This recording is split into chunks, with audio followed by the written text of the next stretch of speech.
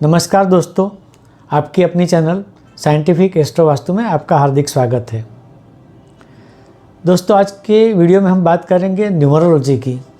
दोस्तों, किसी भी जातक का विवाह कौन से साल में होगा, यह जानने का सटीक तरीका जो इजी भी है, मैं वो आपको बताऊंगा इस वीडियो में।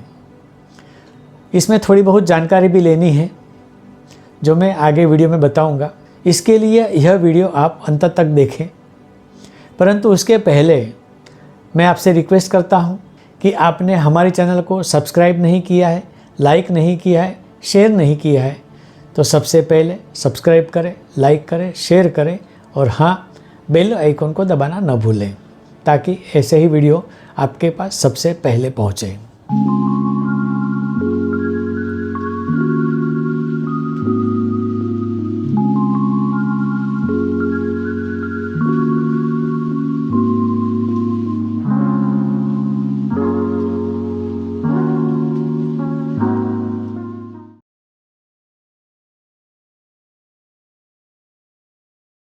दोस्तों, इसके लिए हमें चाहिए जातक की कुंडली।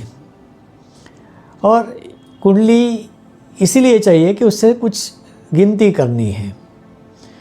देखिए, आपको ज्योतिष नहीं बनना है, ना इसका ज्ञान लेना है, परंतु थोड़ी बहुत जानकारी जो चाहिए वो शॉर्ट में आपको देने जा रहा हूँ। कुंडली के लिए आप कोई भी सॉफ्टवेयर इस्तेमाल कर सकते हैं। एंड्रॉयड फ़ोन में भी सॉफ्टवेयर डाउनलोड कर सकते हैं। उसमें आपकी बर्थ डेट, बर्थ टाइम और बर्थ प्लेस भर दीजिए, कुंडली आपको सामने आ जाएगी स्क्रीन पर। आपको क्या करना है, आपको ज्योतिष ज़्यादा जानना ज़रूरी नहीं है, परंतु सबसे पहले आपको ये जानना है कि किसी भी जातक के विवाह में कौन से ग्रह इम्पोर्टेंट रोल करते हैं। तो सबसे पहले आता है शनि। कई लोग यहाँ नहीं मानेंगे कि शनि और विवाह का क्या संबंध, लेकिन यहाँ एक रहस्य मैं और बता देना चाहता हूँ कि क्यों शनि का विवाह से संबंध है। शनि कर्मदाता फल है और जैसे आपके कर्म होंगे वैसे आपको फल मिलने वाला है। एक कहावत भी आपने सुनी है कि प्रत्येक सफल पुरुष के पीछे किसी स्त्री का हाथ होता है। इसका काउंटर पार्ट किसी ने शायद नहीं बताया है, पर मैं बताता हूँ कि किसी असफल पुरुष के पीछे भी स्त्री का ही हाथ होता है। अब जैसे आपके कर्म वैसे आपको फल मिलने वाला है। शनि खुद तो फल देने के लिए आने वाला है ही नहीं, तो वह क्या करेगा, तो वह आपके जीवन में ऐसी घटनाएं घटित करेगा, आपको ऐसे लोगों से जोड़ेगा या मिलवाएगा ताकि आपके कर्मों का फल उनके माध्यम से आप भुगत सको। तो शनि के पास सबसे बढ़िया जो तरीका है वह है स्पाउस, क्योंकि जब ये दोनों जुड़ते हैं तो एक की असर दूसरे पर तो होने वाली है। इसीलिए अगर स्पाउस अच्छा है तो जो पहली कहावत है, सफल पुरुष के पीछे स्त्री का हाथ होता है, और अगर इसे उल्टी परिस्थिति होती है तो ये भी कह सकते हैं कि असफल पुरुष के पीछे भी स्त्री का ही हाथ होता है। स्त्री यानी कि पत्नी, भार्या। परंतु यह कहावत आज के ज़माने में स्त्रियों के लिए भी लागू है। इतना चेंज हमें आज के परिप्रेक्ष्य में करना ही है। अगर आपके कर्म अच्छे हैं तो शनि आपको सफल बनाएगा, अच्छी स्त्री देगा। अगर आपके कर्म अच्छे नहीं हैं तो शनि आपको ऐसी स्त्री देगा जिसके कारण आप सफलता नहीं पाओगे, मतलब शनि ही आ गया। इसके बाद में जो दूसरा ग्रह आता है वह है गुरु। आप सब जानते हैं कि गुरु स्त्री का कारक है और संतान का भी कारक है। यहाँ भी मैं बताता हूँ कि गुरु खाली स्त्री का कारक नहीं है, गुरु पुरुष का भी कारक है, क्योंकि जो विवाह होते हैं उसका मूलभूत उद्देश्य संतान का होता है, संतान पैदा करना होता है ताकि ये दुनिया चलती रहे। और जब संतान पैदा होना है तो विवाह भी होना है, तो इनडायरेक्टली गुरु विवाह का कारक होता है। अब जो तीसरा ग्रह है वह है मंगल। दोस्तों, मंगल सेक्स का कारक है। मैंने पहले हमारे वीडियो में यह बताया है कि जो मंगल दोष होता है वह सिर्फ बेडरूम लाइफ के होता है, सेक्स के लिए होता है। अगर आपको इसके बारे में ज़्यादा जानना है तो हमारा यह वीडियो देखें, आई बटन आपके स्क्रीन पर दिया गया है और रेट्रो में भी आपको यह लिंक मिलेगी। अब ये 3 ग्रह सबसे महत्व के हैं। कई लोग कहेंगे शुक्र को क्यों छोड़ दिया, लेकिन शुक्र ओवरऑल ग्रह है, सिर्फ विवाह के लिए बंधन करता नहीं है। अब आपको क्या करना है कि जो आपके सामने जिस जातक की कुंडली आई है उसमें ये 3 ग्रह देखना है कि शनि कहाँ है, किस स्थान पर है, गुरु किस स्थान पर है, कहाँ है, और मंगल किस स्थान पर है, कहाँ है। आपको ज़्यादा डिटेल में नहीं जाना है। जिस स्थान में जो ग्रह लिखे हैं उसके नंबर होंगे।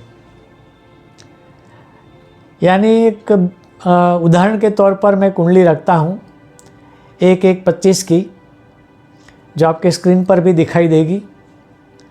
उसमें जो शनि बैठा है वो कुंभ में है, यानी कि वहाँ 11 नंबर लिखा हुआ है। तो एक कॉपी पेन ले लो, शनि लिखो, उसके सामने 11 नंबर लिखो। गुरु बैठा है वृषभ में, वहाँ 2 नंबर लिखा है, यानी फिर गुरु को नोट करो और उसके सामने 2 नंबर लिखो। अब तीसरा जो ग्रह है मंगल, वह बैठा है कर्क में, जहाँ 4 नंबर लिखा है। आप नोट करो मंगल और सामने लिखो 4 नंबर। अब आपके पास 3 नंबर हो गए, शनि का 11 नंबर, गुरु का 2 नंबर और मंगल का 4 नंबर। इसको आप जोड़ दो। यह जोड़ दोगे तो यह जोड़ेगा 17, और हमें सिंगल डिजिट में कन्वर्ट करना है तो 7 + 1 यानी कि सिंगल डिजिट आएगा 8। यानी इस जातक का विवाह उस वर्ष में होने की संभावना है जिस वर्ष की कुल संख्या 8 आती है। समझो इस उदाहरण के द्वारा भी कि विवाह की जनरल जो आयु है एवरेज वह है 25 साल। अगर 2025 में जातक का जन्म हुआ है तो 25 साल के बाद 2050 आएगा। अब 2050 का आप सिंगल डिजिट निकालोगे, 2 + 0 + 5 + 0 यानी कि 2 + 5 7, 7 नंबर आया है। लेकिन यहाँ जातक का जो विवाह वर्ष है उसका नंबर है 8, तो इस वर्ष में इस जातक का विवाह नहीं होगा। उसके आगे जाते हैं तो आगे आएगा 2051। 2051 को जोड़ दीजिए, 2 + 5 + 1 कितना हुआ, 2 + 5 + 1 यानी 8। ये उस नंबर से मिलता है, यानी इस जातक का विवाह 2051 अवश्य होने वाला है। इतनी सरल रीत है, बहुत ही आसान तरीका है।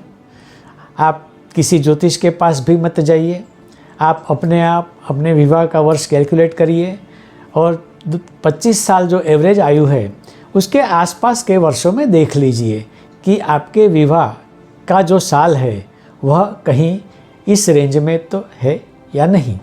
यानी कि विवाह का नंबर जो निकला है वो वर्ष का टोटल नंबर निकलना चाहिए। बहुत सिंपल और सादी बात है। कई लोगों ने कई वीडियो इसमें रखे हैं, बहुत सारी चीज़ें बताई हैं, लेकिन सबसे सिंपल जो तरीका बताया वो मैंने बताया है और इसका कारण भी बताया है कि ये 3 ग्रह क्यों विवाह के लिए अति आवश्यक ग्रह होते हैं। तो दोस्तों, आज के वीडियो में बस इतना ही।